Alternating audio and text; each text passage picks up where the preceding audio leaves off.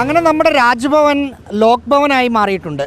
മിനിഞ്ഞാന്നാണ് ഇവിടെ കേരള രാജ്ഭവൻ എന്ന് എഴുതിയിരുന്ന ഈ ബോർഡ് ഇവിടെ നിന്ന് എടുത്തു മാറ്റിയത്. ഇന്നത് വെച്ചിട്ടുണ്ട്. ജമന്തി പൂക്കളും കുരുത്തോലയുമൊക്കെ സമീപത്തായി അടിപൊളിയാക്കി വെച്ചിരിക്കുന്നു. ലോക് ഭവൻ എന്ന് ഇംഗ്ലീഷിലും മലയാളത്തിലും എഴുതിയ ബോർഡ് ഇവിടെ സ്ഥാപിച്ചു. ഇത് നമ്മൾ നിൽക്കുന്ന സ്ഥലം കവടിയാറുള്ള ലോക് ഭവൻ്റെ ആസ്ഥാനമാണ്. അതിനകത്തേക്ക്, ആസ്ഥാനം എന്നല്ല, ലോക് ഭവനാണ് ഇവിടെ. അതിനകത്തേക്ക് കയറുന്ന 2 സ്ഥലങ്ങളിലുമാണ് ഇവിടെ ബോർഡുകൾ ഉള്ളത്. അവിടെ ഇംഗ്ലീഷും മലയാളവുമായിരുന്നെങ്കിൽ ഇവിടെ ഇംഗ്ലീഷിലും ഹിന്ദിയിലും വെച്ചിരിക്കുന്നു.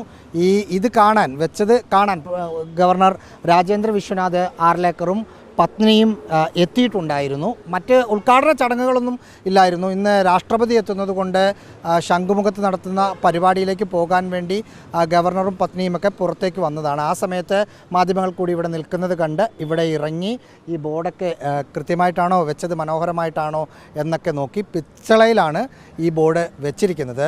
ഇതിൽ നമ്മുടെ ഗവർണറിലേക്ക് വന്നാൽ എടുത്തു പറയേണ്ട ഒരു കാര്യം, രാജ്ഭവൻ എന്ന് മാറ്റി ലോക് ഭവൻ എന്ന പേര് വെക്കണം എന്ന് 2002 രാഷ്ട്രപതി വിളിച്ച ഗവർണർമാരുടെ യോഗത്തിൽ അങ്ങനെ ഒരു ആശയം മുന്നോട്ട് വെച്ചത് രാജേന്ദ്ര വിശ്വനാഥ് ആർലേക്കറാണ്. അതിന് അദ്ദേഹം പറയാൻ കാരണം കൊളോണിയൽ കാലത്തെ പേരാണ് രാജ്ഭവൻ എന്നത്. ലോക് ഭവൻ എന്ന് പറഞ്ഞാൽ ജനങ്ങളുമായി കുറച്ചുകൂടി അടുത്ത് ഇടപെടുന്ന ഒരു പേരാണ് എന്നാണ് അദ്ദേഹം പറഞ്ഞത്. അത് കേന്ദ്ര സർക്കാർ അംഗീകരിക്കുകയും കഴിഞ്ഞ മാസം 25-ാം തീയതി എല്ലാ രാജ്ഭവനുകളും ലോക് ഭവൻ ആക്കണമെന്ന് നിർദ്ദേശിക്കുകയായിരുന്നു. അത് നടപ്പിലാക്കി തുടങ്ങിയിരിക്കുകയാണ്.